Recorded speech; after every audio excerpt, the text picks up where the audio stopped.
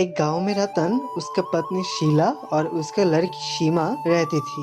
वो लोग बहुत गरीब था। रतन एक छोटी सी मिठाई की दुकान पे काम करता था। सीमा को मिठाई बहुत ज्यादा पसंद था। एक दिन सीमा उसकी पापा के लिए खाना लेकर मिठाई की दुकान पे जाती है। पापा, ये लो तुम्हारा खाना। पापा, तुम्हारा दुकान पे कितनी सारी मिठाइयाँ है। पापा, मैं एक मिठाई लूं? हाँ माँ, लो।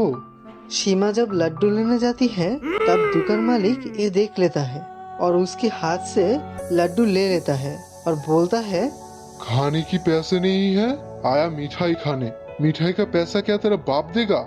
शेठ, मिठाई खाने दीजिए। इस मिठाई का पैसा मेरा तनख्वाह से काट लीजिए। बच्ची ने खाने का जिद किया, खाने दीजिए सेठ। अच्छा, उसका कीमत जानता है? और तूने जो कुछ दिन पहले मुझसे उधार लिया था वो कैसे देगा बोल? सब दे दूंगा सेठ।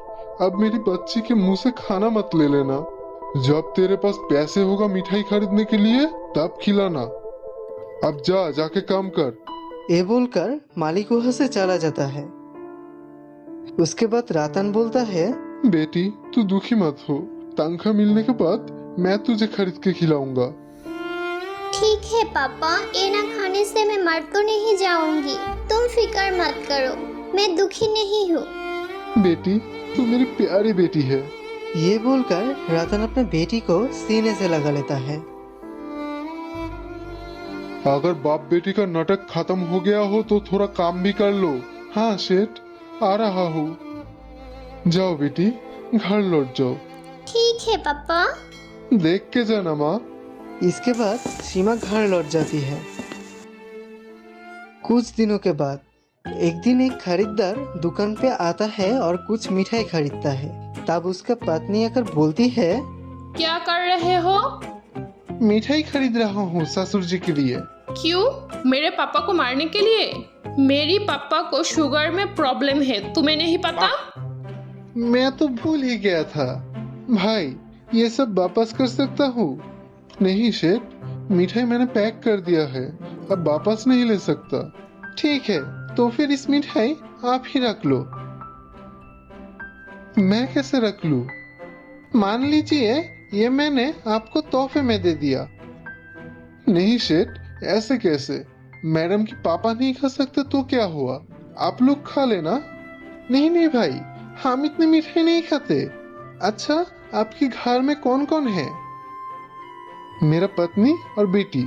तो फिर ये मिठाई मैं तुम्हारे बेटी को देता हूँ। लेकिन और कोई लेकिन मेकिन नहीं, हमें देर हो रहा है, हम जा रहे हैं। ठीक है सेठ, आप लोगों को बहुत बहुत शुक्रिया। इसके बाद खरीदार वहां से चला जाता है। रतन मन ही मन सोचता है, आज मेरी बेटी इतना सारा मिठाई देखकर बहुत खुश होगी। बहुत दिनों से खाना चाहती थी।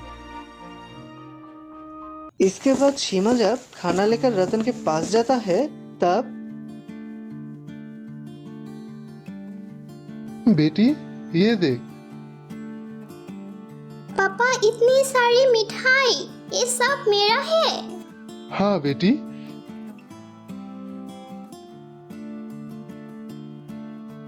जा, ये सब लेकर घर जा और अपनी माँ के साथ मिलकर खा। लेकिन सीमा मिठाई लेकर जाने के समय दुकान मालिक उसे देख लेता है। ए रुक, तेरे हाथ में क्या है? मिठाई काकू। ओह अच्छा, तो फिर दुकान से मिठाई ऐसे ही गायब हो रहा है। शेर, क्या बोल रहे हैं? मेरी दुकान से मिठाई चुरा कर अपनी बेटी को खिला रहा है। आज तुझे मैं नहीं छोड़ूंगा। ये बोलकर मालिक उसे बहुत पीटता है। मत मारिए शेर, मत मारिए, मैं चोर नहीं हूँ। मत मारिए, मैं चोर नहीं हूँ। आ ये सब देख के उसका बेटी रोते रोते बोलती है, काकू, मेरे पापा को मत मारिए, वो चोर नहीं है। सेठ, मैंने चोरी नहीं की, मुझे छोड़ दीजिए। मैंने चोरी नहीं की। आज तो चोरी पकड़ गया, आज क्या बोलेगा?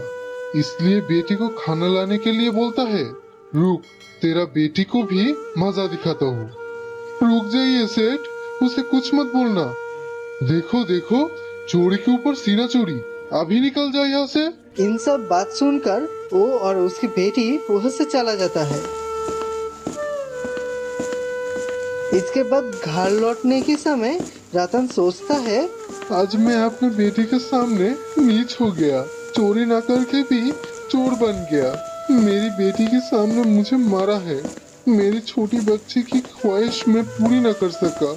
मुझे जिंदा रहने की कोई हक नहीं। ये सोचकर वो सीमा को बोलता है, बेटी, तुम घर जाओ, मैं कुछ काम खत्म करके आता हूँ। ठीक है पापा।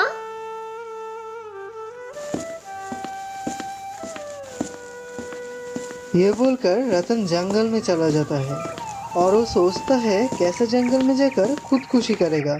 जाते जाते वो देखता है एक हिरन एक जाल में अटक गया है। ये देखकर वो दौड़ के उसके पास जाता है और उसे जाल से निकालता है। मदद करने के बाद अचानक उस हिरन परी हो जाती है। परी उसे बोलता है, तुम्हारा शुक्रिया मुझे बचाने के लिए, और तुम्हारे लिए ही मैं आज अपनी असली रूप में लौट आ सकी।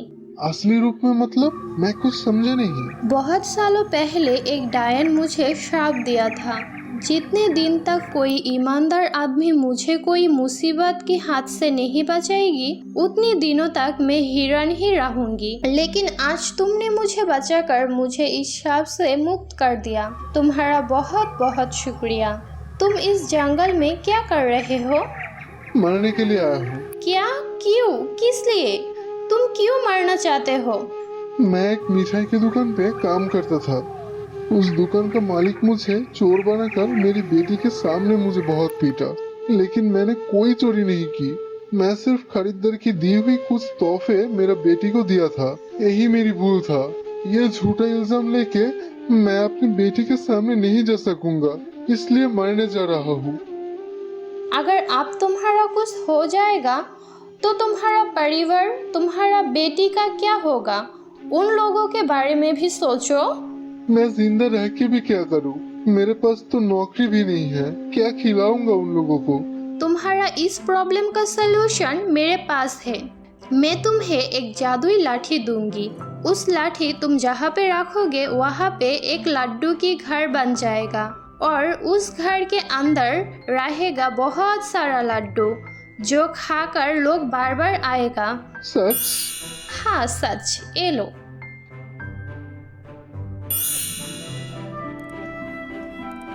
तुम्हारा बहुत बहुत शुक्रिया। ये बोलकर परी चली जाती है। परी की बात मानकर रतन एक जगह पर लाठी रखता है और वहाँ पे एक जादू का घर बन जाता है, जो देखने में बिल्कुल लड्डू की तरह था। और वो घर के अंदर जाते हैं, देखता है अंदर बिल्कुल दुकान की तरह है और वहाँ पे बहुत सारी मिठाई है।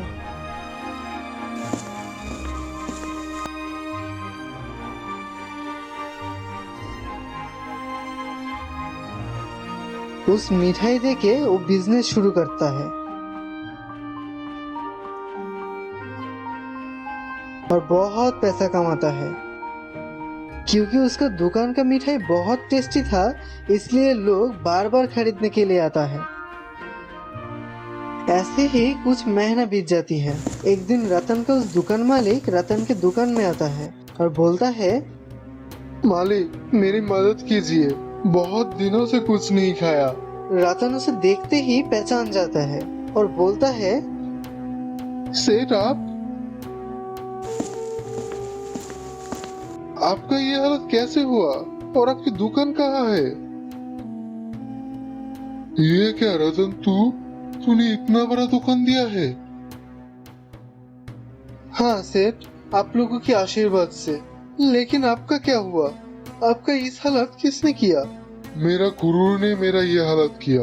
तू जाने के बाद मैं बीमार हो गया था, इसलिए बिजनेस देखने के लिए मैं एक लड़का को रखा था। वो मेरे गले से पैसा चुराता था और मुझे दिखाता था कि बिजनेस में नुकसान हुआ है। ऐसे करते करते मेरा बिजनेस डूब जाता है। अब मैं क्या करूं कुछ समझ नहीं आ रहा। सेठ, मैं हूं ना। आप टेंशन मत करिए, आप फिर से अपना बिजनेस शुरू करना। मेरे पास अब पैसा नहीं है बिजनेस करने का। तो फिर क्या हुआ, मैं दूंगा। मैंने तेरे साथ इतना बुरा बर्ताव किया, फिर भी तू मेरा मदद करेगा। मैंने तुझे पहचानने में गलती कर दिया। तू बहुत अच्छा है। मैंने तेरे साथ जो जो किया उसके लिए मुझे माफ कर दे। नहीं सेठ, ऐसा मत बोलिए। आप तो मेरे गुरु है। पहले जो हुआ भूल जाइए और फिर से शुरू करिए। ठीक है, तू जो बोले। इसलिए हमें गुरूर नहीं करना चाहिए, गुरूर हमेशा टूट जाता है। तो आज के वीडियो इतना ही। अगर वीडियो को अच्छा लगा तो लाइक कीजिए, और अगर ऐसे ही वीडियो देखना चाहते हैं तो चैनल को सब्सक्राइब कर दीजिए। तो मिलते हैं अगले वीडियो पे, तब तक के लिए अलविदा।